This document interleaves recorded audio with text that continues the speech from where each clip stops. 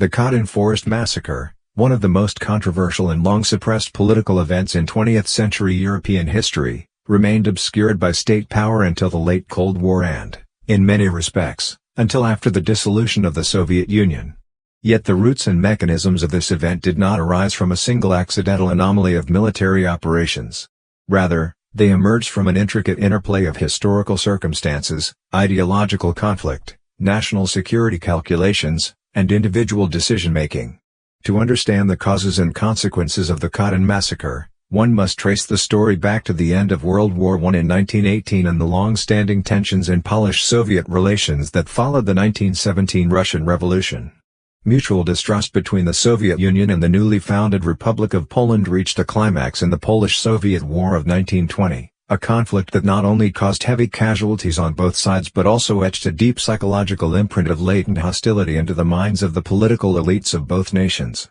For the Soviet leadership in particular, the Red Army's defeat in that war was perceived as a major threat to the security of the Bolshevik regime. Many Soviet leaders continued to view Poland as a future-forward outpost of Western anti-Soviet forces. This historical backdrop formed the deeper psychological structure that shaped the events leading to the Katyn Massacre of 1940. In September 1939, Germany launched an invasion of Poland from the west, marking the full outbreak of World War II. Almost simultaneously, and in accordance with the Molotov-Ribbentrop Pact of August 23, 1939, along with its secret protocols, the Soviet Union entered Poland from the east on September 17, occupying large portions of the country's eastern territories. From the Soviet perspective, the operation was framed as a strategic expansion conducted under the political slogan of protecting Belarusian and Ukrainian populations. For Poland, however, it meant another partition of the nation. More critically, large numbers of Polish military officers, policemen, intellectuals, and members of the social elite within the Soviet-occupied zone were arrested, detained, and transferred to various POW camps or prisons administered by the NKVD. These included the well-known camps at Kozielsk, Starobelsk, and Ostashkov.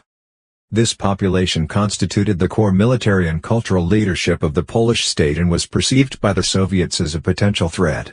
According to prevailing Soviet ideological logic, the Polish officer corps was not only imbued with strong nationalist sentiment but also likely to serve as the backbone of any future anti-Soviet resistance. In the eyes of the Soviet leadership, the Polish elite, composed of officers, intellectuals, administrators, and clergy, represented formidable social organizational capacity and ideological continuity, rendering them a major instability factor under long-term Soviet control. This explains why the Soviet Union applied a political framework to Polish POWs that differed fundamentally from its approach toward German prisoners. The Poles were not regarded merely as captured combatants but as class enemies or a potential counter-revolutionary force capable of obstructing Soviet dominance in the newly occupied eastern Polish territories. To further understand the decision-making process behind the Katyn Massacre, one must examine the Soviet political environment in the spring of 1940. By that time, internal discussions on how to handle more than 20,000 Polish prisoners had reached a stalemate. Reports from several camps indicated that, despite Soviet attempts at political indoctrination and re-education, most Polish officers maintained their traditional nationalist convictions and refused to accept Soviet ideology. NKVD internal files categorized these prisoners as anti-Soviet elements unwilling and unlikely to change, further intensifying the perceived threat at the highest levels of Soviet power. Within this context, Lavrenti Beria, head of the NKVD, played a decisive role. He submitted an extensive memorandum to Joseph Stalin, accompanied by psychological assessments and political analyses of the Polish prisoners. Beria argued that the Polish officers, police, and intellectuals persist in their anti-Soviet stance, are extremely difficult to re-educate, and will inevitably become the core organizers of counter-revolutionary activity in the future. He recommended applying the supreme measure, a Soviet euphemism for execution. On March 5, 1940, the Politburo convened and approved the proposal. Stalin, Molotov, Kaganovich, Mikoyan, Voroshilov, and other members signed the decision. Thus, the large-scale execution of Polish prisoners received official authorization. The lists of those approved for execution were not random but organized by camp, approximately 4,400 from Kozielsk, 3,800 from Starobelsk, and 6,300 from Ostashkov, along with several thousand Polish police, intellectuals, landowners, and clergy held in regional prisons. The total exceeded 22,000 individuals. According to Soviet archival records, these individuals were to be transferred individually to NKVD-controlled sites. In reality, they were transported to secret execution locations, including the now infamous Katyn Forest near Smolensk, as well as sites in Kalinin, Kharkiv, and others. Katyn became the most widely recognized site partly because German forces discovered the mass graves there in 1943 and conducted extensive excavations, publicizing the number of bodies. As a result, it became a symbolic focal point. Additionally, for many years in post-war Soviet propaganda, Katyn was presented as evidence of German war crimes, making it a central part of the official narrative. Yet the overall execution campaign spanned multiple regions and was not limited to Katyn.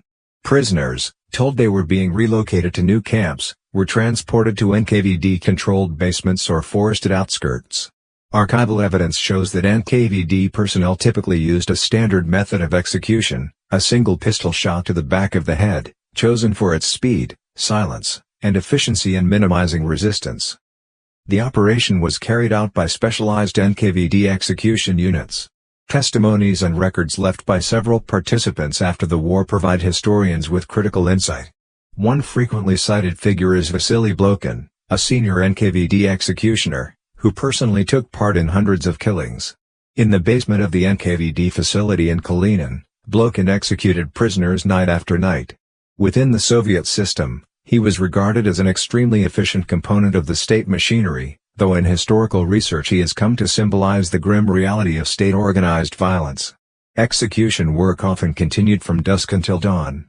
Prisoners were brought in one by one, hands bound and eyes blindfolded, sometimes even queued in trucks outside. Their bodies were quickly transported to pre-dug pits in the forests for organized burial.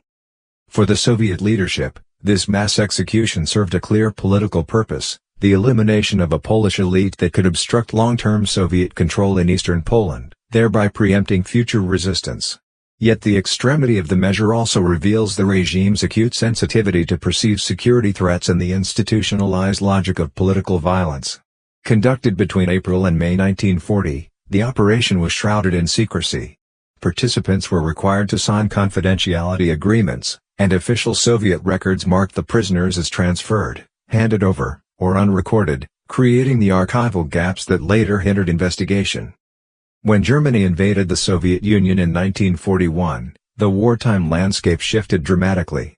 The Polish government in exile in London repeatedly demanded that the Soviets account for the missing officers, but Moscow responded with evasions. In 1943, after occupying the Smolensk region, German forces discovered the mass graves in Katyn Forest and invited an international forensic commission to investigate. Hitler used the discovery as propaganda to fracture the Allied coalition and exacerbate tensions between the Soviet Union and the Polish government in exile.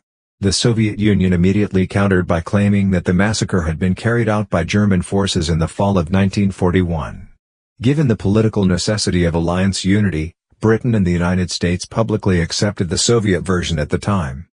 Over the decades, however, accumulating investigations and evidence gradually dismantled the cover-up. Finally, in 1990, under the leadership of Mikhail Gorbachev, the Soviet government officially acknowledged that the NKVD had perpetrated the massacre and transferred key documents to Poland. Since then, the Katyn massacre has become not only a major subject of historical research but also a powerful symbol of the intersections among political violence, state memory, and international relations. After the German army announced its findings from the Katyn Forest in 1943, the incident was immediately drawn into a much broader political and propaganda battle.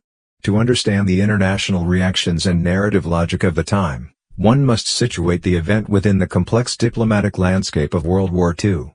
The alliances of the period were primarily built around the central goal of defeating Germany, rather than issuing moral judgments on Soviet domestic policies or historical conduct. Within this context, although the German disclosure ostensibly aimed to expose Soviet crimes, its underlying political intent was unmistakable: to undermine the Soviet Union's legitimacy within the Allied coalition, to sow diplomatic discord between the Polish government in exile and the British-American alliance, and ultimately to damage the Soviet Union's international image in order to gain strategic advantage for Germany. When German forces excavated the mass graves in the Katyn Forest, they invited forensic experts from several occupied or neutral countries, including Switzerland, Hungary, Italy, the Netherlands, and Denmark, to conduct investigations. These specialists employed the relatively advanced forensic techniques of the time, such as evaluating skeletal conditions, tree root growth patterns, levels of clothing degradation, and bullet trajectories, in an effort to determine the time and method of death. Their findings consistently pointed to 1940, when the area was under Soviet control, rather than 1941, after German occupation. These scientific testimonies provided strong technical support for Germany's accusations.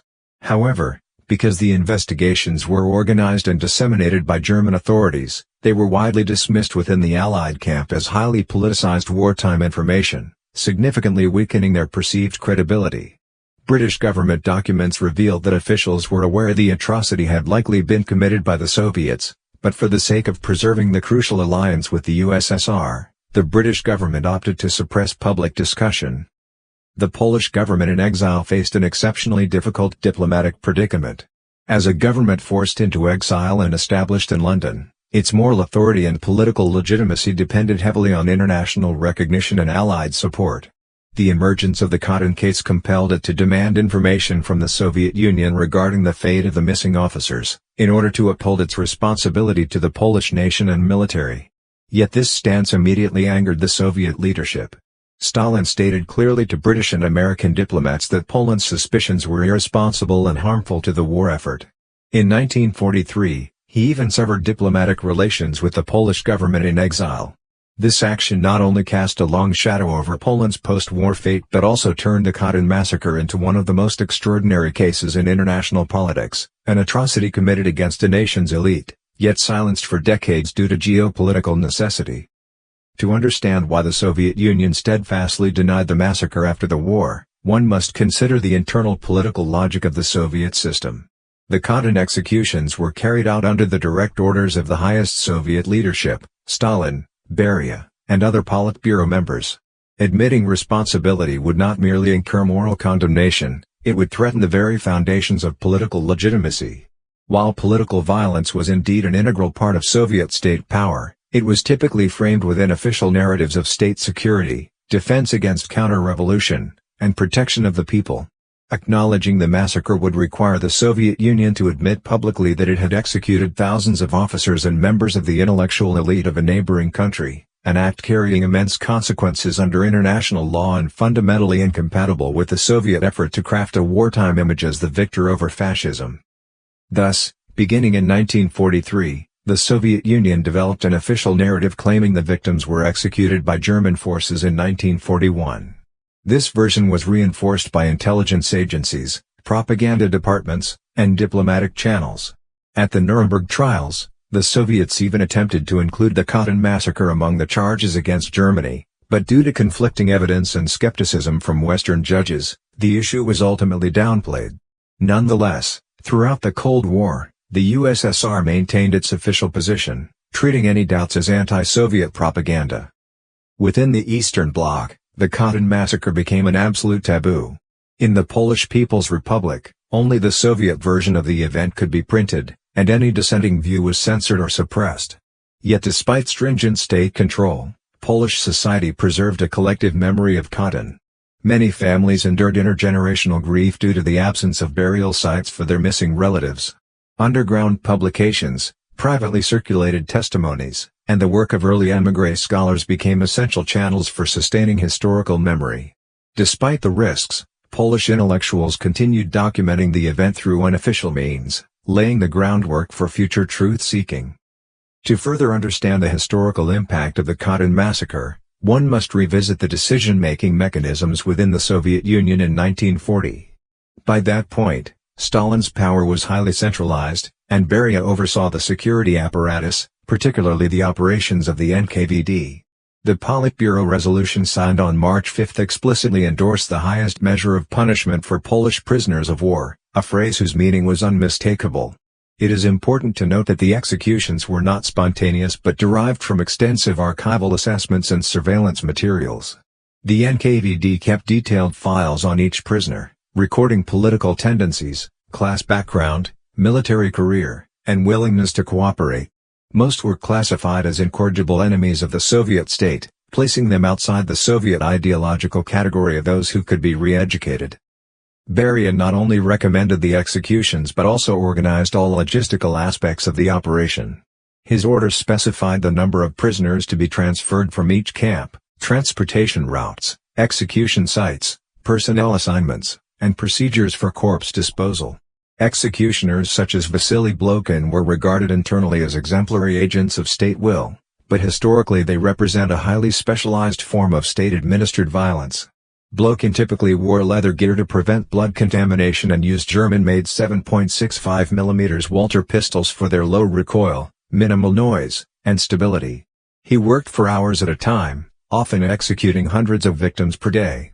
The Soviet system developed a strictly regulated, mechanical, and standardized execution procedure, demonstrating the institutional depth of its political violence. The process itself involved removing prisoners from the camps in small groups under the pretense of relocation, in order to prevent panic. Upon arrival at the execution sites, the victims' hands were bound, and they were taken into basements or isolated forest locations. Execution was typically carried out by a single shot to the back of the head, a method both efficient and less likely to produce signs of struggle in later forensic examinations. The bodies were placed in pre-dug pits and stacked in layers, with occasional thin layers of soil added to speed decomposition. The operation was sealed, rapid, and chilling in its scale. After the killings, the NKVD systematically destroyed or altered relevant records. Many files were marked as transferred or with no further documentation, while transport and execution orders were classified as top secret. These archival manipulations created immense obstacles for post-war investigations and prevented Polish families from discovering their relatives' fate. The closed nature of Soviet archival systems ensured that for decades, the official Soviet explanation remained unchallengeable. The massacre's impact extended far beyond the political cover-up. For Poland, Katyn symbolized the destruction of its national elite, resulting in a deep rupture in the country's post-war social structure. The victims, officers, professors, lawyers, clergy, and civil administrators, were precisely those who might have strengthened Poland's autonomy after 1945. Their loss left Poland with a weakened elite class, making it far easier for the Soviet Union to impose a socialist regime. Some scholars have argued that this aligns with a broader Soviet strategy in Eastern Europe, to eliminate potential national leadership to pave the way for pro-Soviet governments. By the late 1980s, as the Soviet Union underwent political reforms and Poland's solidarity movement gained momentum, the Katyn massacre re-entered public discourse. Under international pressure, the Gorbachev administration conceded that the USSR might bear some responsibility and gradually released portions of the archives. In 1990, the Soviet government officially acknowledged that the NKVD had carried out the massacre, a landmark admission that reshaped Polish-Soviet relations and altered the global understanding of Soviet history. More importantly, this acknowledgement finally allowed historical research on Katyn to proceed on a solid documentary foundation, transforming decades of contested narratives into an evidence-based historical record. With the Soviet government's official acknowledgement in 1990, the Katyn massacre gradually shifted from a political taboo to a central subject of historical inquiry. Yet to fully understand the event's historical dimensions, one must trace its decades-long impact on international politics and collective psychology with greater precision. Within the Cold War framework, the Katyn massacre was not only a quintessential manifestation of Soviet state violence, but also a symbol of the prolonged conflict between two competing systems of memory. On one side, the Soviet Union and its Eastern European allies maintained an official narrative attributing the crime to the German army. This version was continuously reproduced through state propaganda, educational systems, publishing censorship, and academic frameworks, forming a highly organized form of state memory. On the other side, Polish society preserved its own suppressed popular memory, transmitted through family stories, underground publications, private archival preservation, and scholarly research conducted by the Polish diaspora.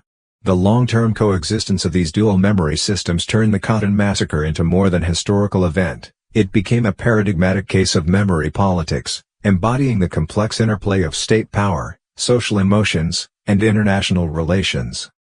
Beginning in 1945, the pro-Soviet governments established in Soviet-occupied Eastern Europe generally adopted the Soviet historical narrative, within which the truth of Katyn was completely forbidden.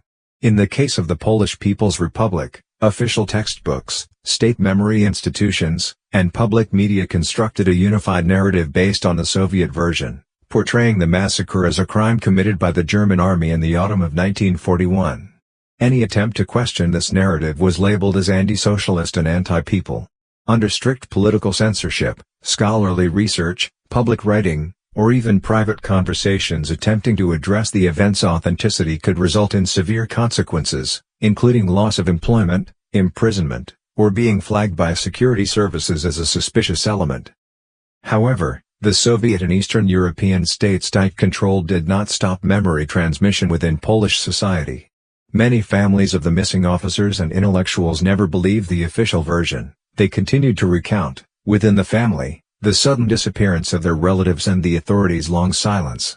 After the war, small memorial altars dedicated to the missing officers could often be found in rural churches and private urban homes in Poland.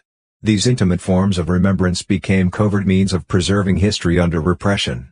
Meanwhile, the Polish diaspora in London, Chicago, Paris, and elsewhere established archives and research centers that preserved wartime primary materials, surviving letters, diaries, POW correspondence, and early eyewitness testimonies.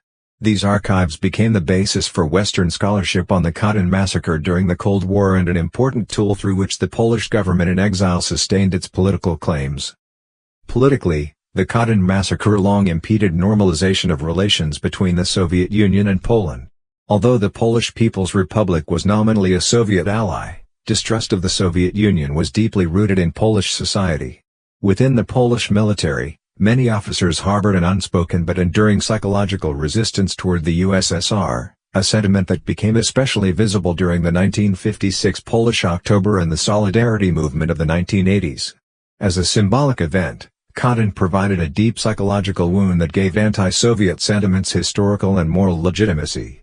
For the Soviet Union, Katyn became an indelible shadow on its claim to political legitimacy. Despite persistent official denial, the massacre's impact continued to ferment within the deeper layers of social consciousness.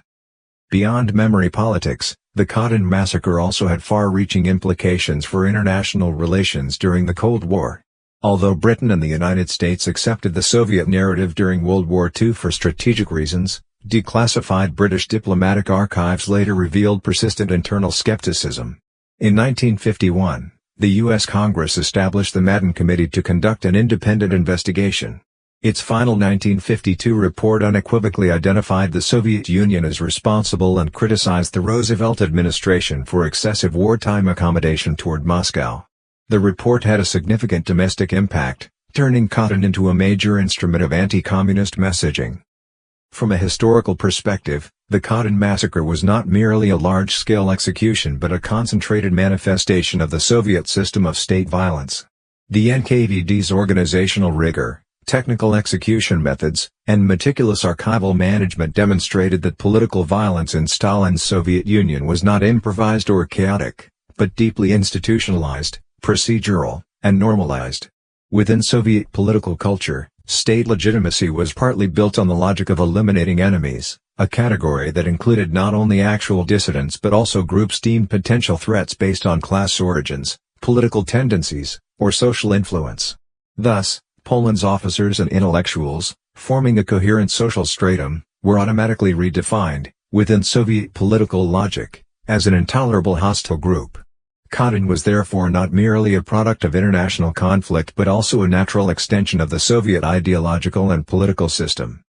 From a contemporary perspective, research on the Katyn massacre involves not only factual reconstruction but also broader theoretical questions, such as the legitimacy of state violence, the mechanisms of political memory construction, and the power structures embedded in historical archives. After the collapse of the Soviet Union and the partial opening of Russian archives in the 1990s, historians gained access to materials such as Lavrenti Beria's reports to Stalin, original Politburo decision documents, POW lists and execution records, and transportation orders. These provided high-quality primary sources that made Katyn one of the most important cases for studying state violence and authoritarian systems. Yet even after the Soviet admission of responsibility in the 1990s, the Katyn massacre continued to provoke major controversy within Russia. Certain Russian nationalists and conservative groups attempted to downplay or reinterpret the event, claiming the death toll was exaggerated or must be understood in historical context. The Russian government's attitudes have varied over time, sometimes acknowledging responsibility, at other moments minimizing discussion. This demonstrates that even when archives are open, political memory remains a field of continual rewriting, contestation, and adjustment. Beyond international politics and academic discourse, the massacre's impact on individuals and families was immeasurable. Many families lost all contact with their loved ones after the spring of 1940, and decades of official denial by the Soviet and Polish People's Republic governments left them without any explanation. Numerous families preserved the last letters sent by fathers, brothers, or husbands before the war, often their only physical link to the deceased. Such pain was transmitted across generations, transforming Katyn into an integral part of Polish collective identity. For this reason, the massacre's symbolic meaning in Poland far exceeds its military and political dimensions. It is both a national tragedy and one of the most emotionally powerful nodes of Polish memory culture. The massacre also influenced the organization and political positioning of the post-war Polish military. The purge of thousands of officers prevented the continuation of pre-war professional military traditions. In their place arose a new officer corps trained under the Soviet system. This rupture created a stark duality within post-war Polish military culture, one segment of officers loyal to the socialist system and trained in the Soviet tradition, and another segment who, despite outward conformity, maintained deep mistrust of the USSR and covertly upheld national traditions.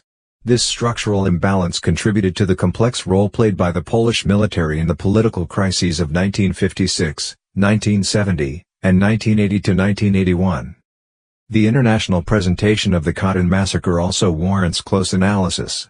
During the Cold War, Western countries frequently cited Katyn as evidence of Soviet human rights abuses and totalitarian rule, while the USSR countered with equal force, labeling such claims as attempts by anti-Soviet forces to distort history. As a result, Katyn was never treated simply as a historical event in global discourse but was embedded in the ideological confrontation of the era. Only after the end of the Cold War did the massacre gradually move away from political contention and enter the domain of relatively stable academic discussion. Even within academia, however, Katyn remains an extraordinarily complex research subject. On the one hand, the core facts have been firmly established. In April and May 1940, under Stalin's orders, the NKVD systematically executed more than 20,000 Polish POWs and prisoners. On the other hand, the underlying political logic, ideological structures, execution mechanisms, administrative processes, and historical consequences continue to be debated. Scholars still disagree on why the Soviet leadership opted for execution rather than long-term imprisonment. Explanations include the desire to prevent future resistance, eliminate the Polish elite, prepare for control over eastern Poland, the NKVD's own institutional culture, and Stalin's profound distrust of Polish society.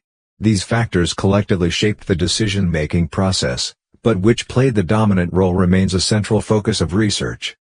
As the historical trajectory of the Katyn Forest Massacre has gradually become more open and transparent, one dimension is often overlooked, namely, the lasting structural imprint it has left on the broader international order, post-war memory politics, and Europe's security culture.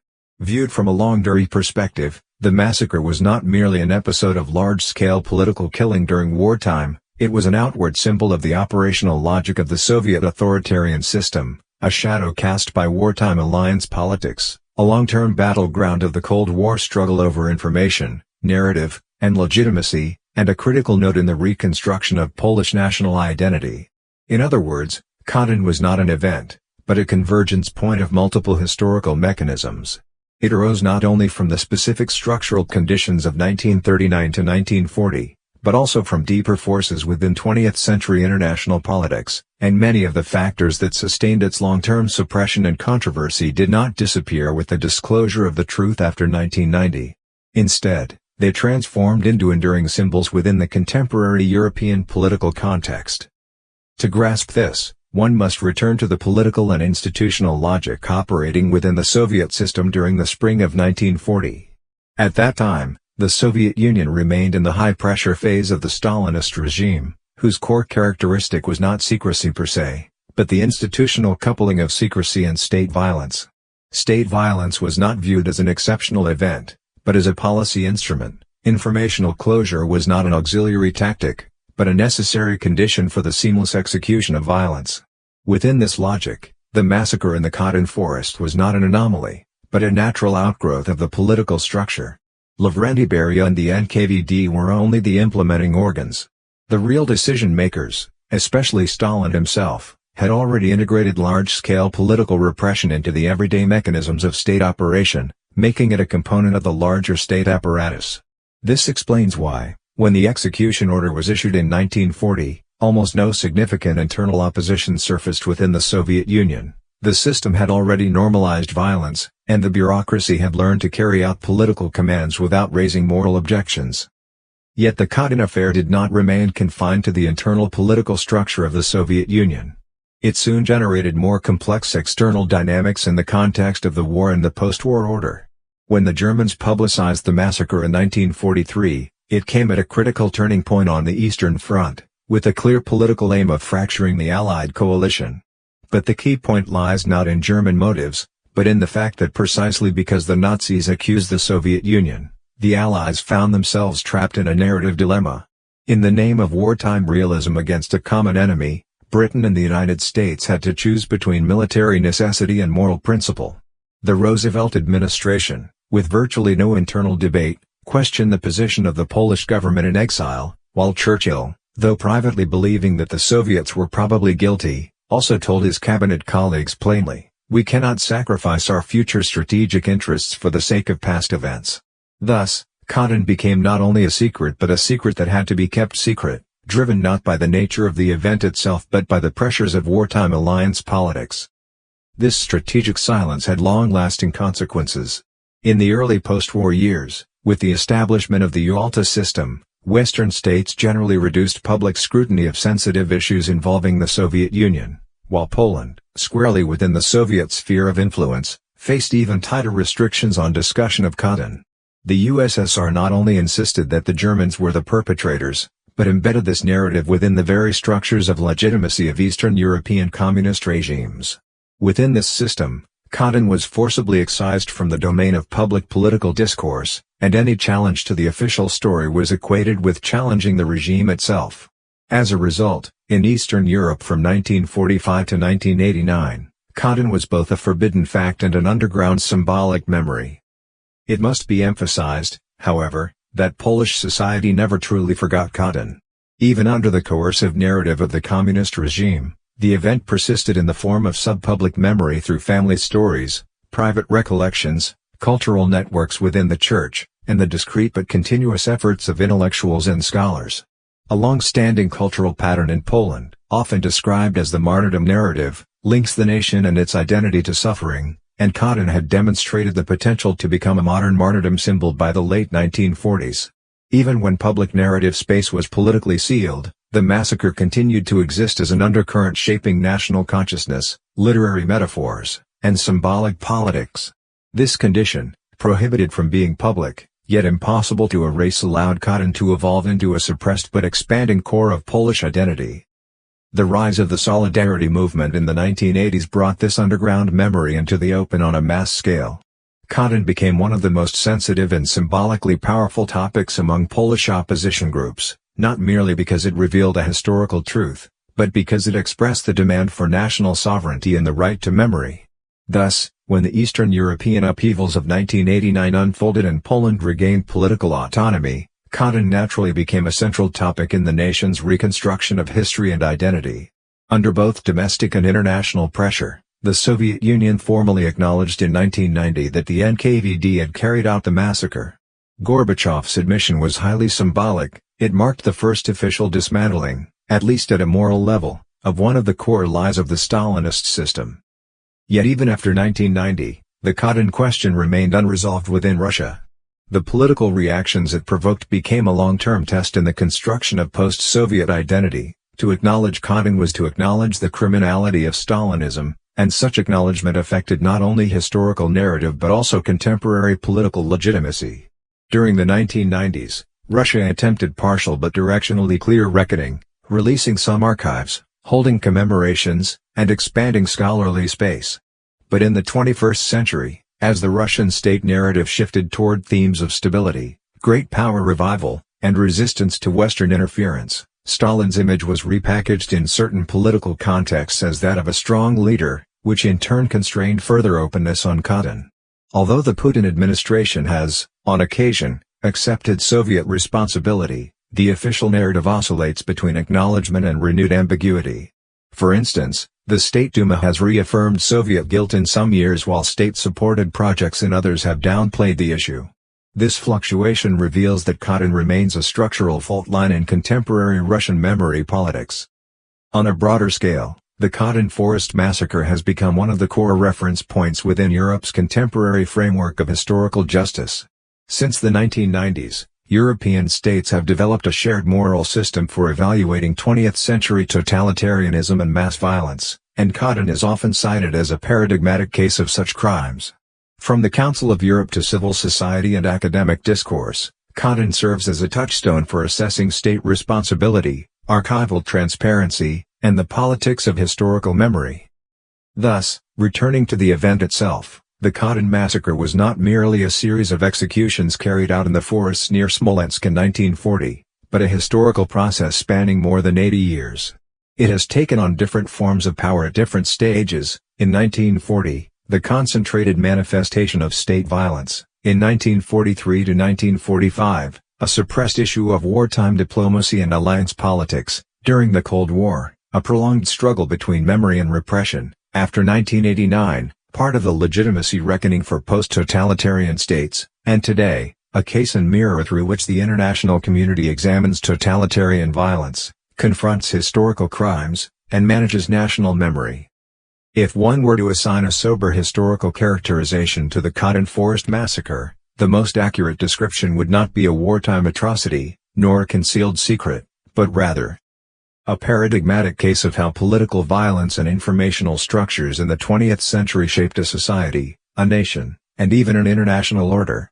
Behind Katyn lies the complex and long-term interaction between state and individual, violence and law, secrecy and narrative, diplomacy and memory. We see how power reshapes the visibility of history, and how history eventually breaks through power's control to re-enter the public sphere.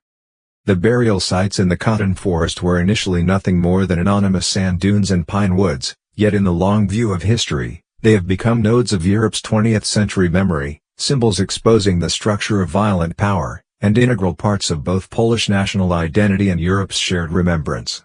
Historians often emphasize that the past does not speak for itself, but the history of Katyn demonstrates that even events suppressed, falsified, and hidden for decades may resurface when propelled by sufficient social forces. And when they do not simply add facts, they redefine how societies understand themselves. To this day, Katyn continues to generate new political meanings, new social reflections, and new scholarly debates. It is both history and contemporary reality, both memory and controversy, both a past event and an ongoing process. What it teaches future generations is perhaps not only how to understand violence, but how to confront facts, uphold truth, and maintain a minimal degree of public honesty between political structures and historical morality. For European nations that have lived through the political violence of the 20th century, this is not an abstract moral proposition, but a lived historical experience. Katyn has become part of modern European civilization. As a Polish historian wrote in the early 1990s, Katyn is not an event about death, it is an event about how we confront truth. On the long scale of history, this may be the closest summary to the essence of Katyn.